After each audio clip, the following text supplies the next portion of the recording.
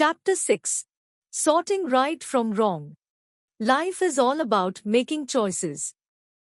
Always do your best to make the right ones. And always do your best to learn from the wrong one. Do you have trouble making decisions? For some people decision making is easy. But for most of us, it's difficult to know if we are using good judgment as we make daily decision about life. It becomes even harder.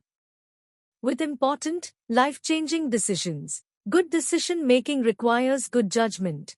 What is judgment? Webster says, the process of forming an opinion or evaluation by discerning and comparing. Think out of the box or think positive in life always and look for opportunities when you can help others. The truth is, everybody uses judgment every day in the decision-making process.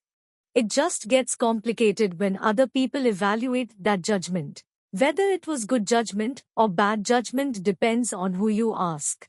So how do you know whom to listen to? Who gets to decide if you're showing good judgment?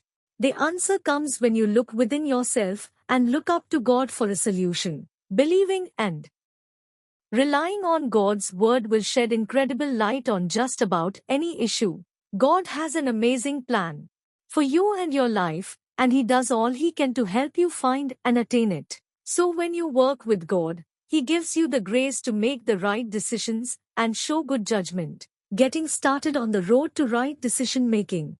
It takes time to develop good judgment, but once you make the commitment to move forward in this area, you're halfway there. Working with God is continuous, but it is worth the effort. There are a couple of things that impact decision-making and can leave us feeling like we have made the wrong choices in life. The first is this. 1. Fear of failure. At times, we can put off making a decision because we don't want to make the wrong one, when the reality is there are no wrong decisions. If you break down the term wrong decision, what does this even mean? Usually that we haven't got the result that we wanted. The point is, sometimes we make a decision and we don't get what we originally wanted, but what we do get turns out to be better. So start by being open to alternative outcomes. 2. Avoid overthinking. Secondly, avoid overthinking when making decisions. If we think too much about a problem, it's easy to overcomplicate it and end up more confused than when we started. 3. Head versus heart.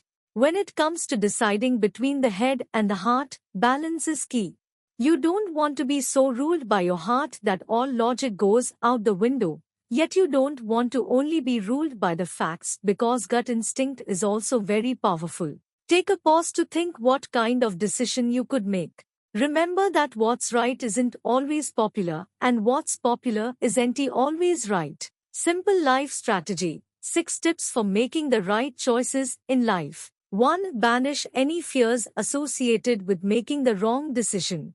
Remember that failure is a prerequisite for success. 2. If the voice inside your head is starting to repeat itself, switch it off. This is overanalysis in action.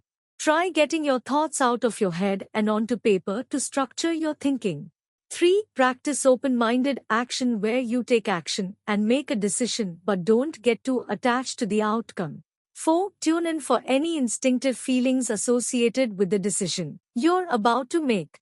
Be careful not to confuse instinct with desire. Try sitting with your decision for a while to see if it lingers before taking action. 5. Check in with your morals. Ask yourself, is what I'm about to do for the benefit of everyone involved? 6. Keep a balance between your head and your heart. You don't want to throw logic out of the window. However, it's important to listen to your gut.